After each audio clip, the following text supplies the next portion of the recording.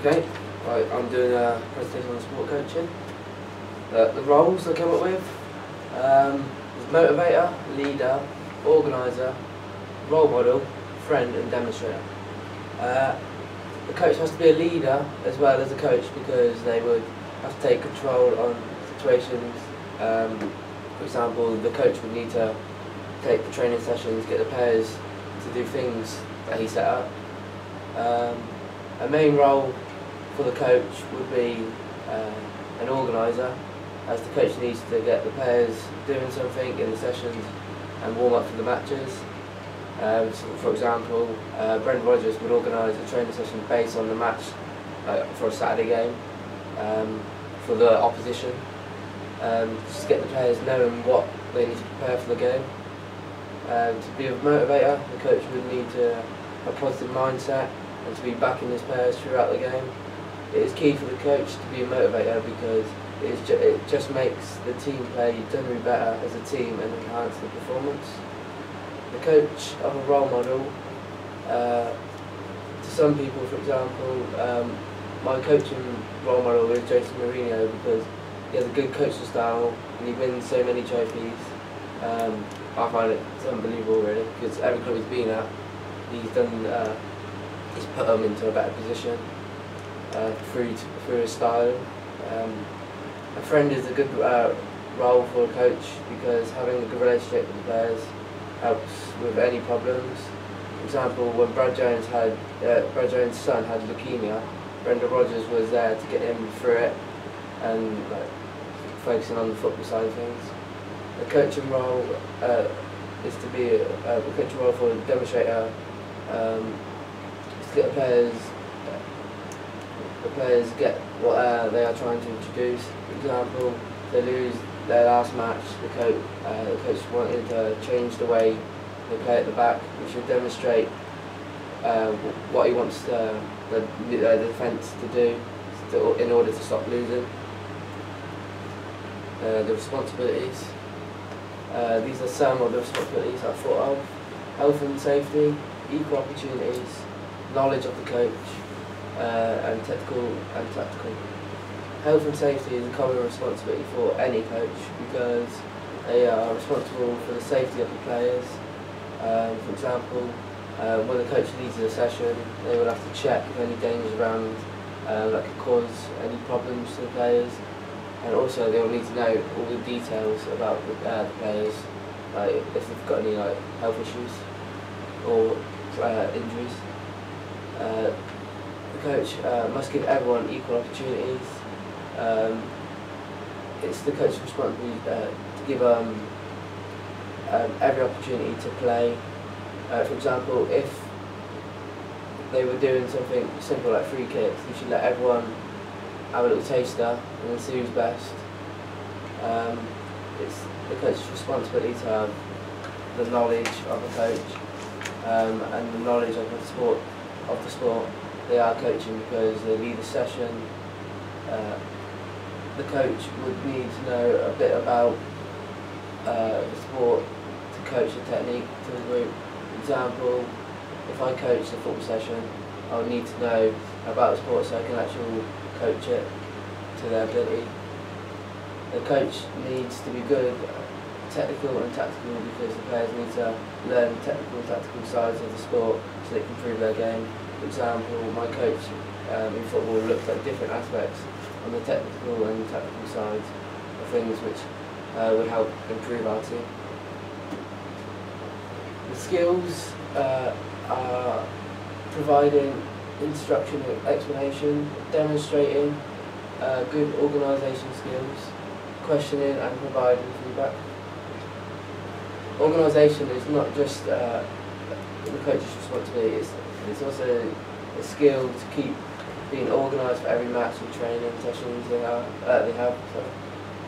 Providing instruction and explanation is a skill to the coach because the coach has to provide instruction and explain what he wants from the players.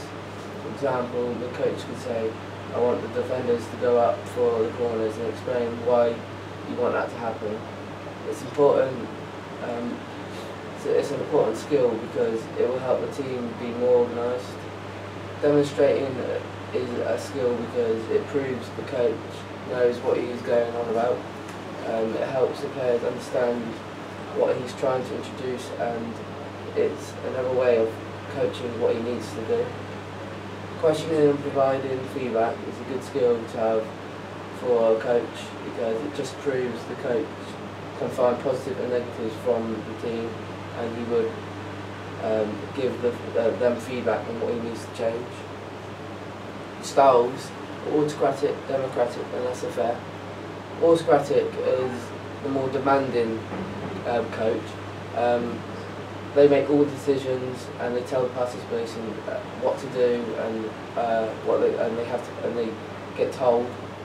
The coach would take control of every aspect of the session and will take strong disciplinary. For example, if they were doing a passing drill in football, the coach says first team to make 5 passes, the other team has to get down and do like 10 press-ups, for example. It's just a strong way of dealing with the session, getting them more motivated. Autocratic coach explains what is required and the objectives of the game before they're allowed to get on with it. They also ask participation questions to confirm their understanding of the session. So basically a coach that is controlling and leads the whole session. Democratic is quite similar, but it's a little bit less demanding. They suggest, they ask the participants what they would like to do, but they still get the final say of what's been done. The coach is more laid back compared to autocratic because they still have the final say and how to go about it. The coach will outline what the task is still, and the coach it to his ability, but it is less controlling, so there is no punishments for the other team if they can't intercept the ball. Laissez-faire is totally different. It's way more laid back compared to the other two. The coach would set up something for the participants that they both agreed on, and then the coach will let them get on with it and do it, but he still does a bit of coaching, but it's mainly observing the session, and if there's any injuries or problems he'll then step in. This coach is the most laid back and likes to get the group play in the sport they choose, rather than coaching more. On to my sessions. The first session was a badminton session to my class, and I asked them a few questions about what I could work on and what my strengths were and that. They said I had clear aims in the session, used the space effectively, I was organised, I did well considering the small numbers. I had about 6 or 7 I think. I was confident, demonstrated well, I had good one-to-one coaching, mainly with Luke. Got all the participations involved and spoke loudly. My weakness were I was a little static at times, mainly because I had to go back and do one-on-one coaching with one person, mainly. So the others of the group were like sort of just getting a bit of a rally going while I was focusing on him. But I could work on that next time. Did check if everyone is fit enough to take part, and I could have done like one more shuttle, just make it more flowing, just like the first point. Areas to improve. When it got static, I could have tried to change things, like when I was just getting them to serve to each other, not really fun but basic. I could have added something to get them more interested, like a rally, checking if they were fit enough was an area I could improve. I'll make sure that one of the first things I say. I could improve on the amount of shuttles because I didn't do too many drills in my session, which meant I took longer on each drill, so I could have just organised another 1 or 2 drills just to make it a little bit better. My second session was a football session. In my opinion, I didn't think I did as good, but I still got a few good feedback. This is a good introduction. I spoke well. I asked questions at the end. Got help the footballers demonstrate examples. I was organised on what I wanted to do in the session, and I asked questions to individuals, and I used the area well. My weaknesses were the poor warm-up for the sport. I could have done a little bit more interesting warm-up, say just running around the pitch, getting like the footballs involved or whatever. Not enough coaching at certain points of the session. For example, I did stop them when they did something wrong on the last 2 drills, which I should have. Could have changed the first drill a bit quicker because I took so long on the first drill. Should have kept my timekeeping. Areas to improve. I could improve on my poor warm-up, but instead of doing 2 laps and then stretches, I could have just added footballs to make it a little bit more interesting for the group. I could improve on my coaching points by actually stopping every time they did something wrong and then asking why I've stopped it, to see if they know what the problem was.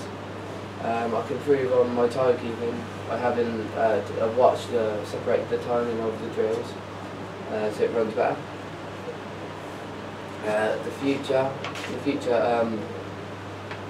I will apply all the weaknesses into strengths, so my session runs much better. Looking back at my 2 sessions, I will take a lot of positives from it. As for the negative, I will look at improving them in the future. Okay, good. Thank you. Thank you.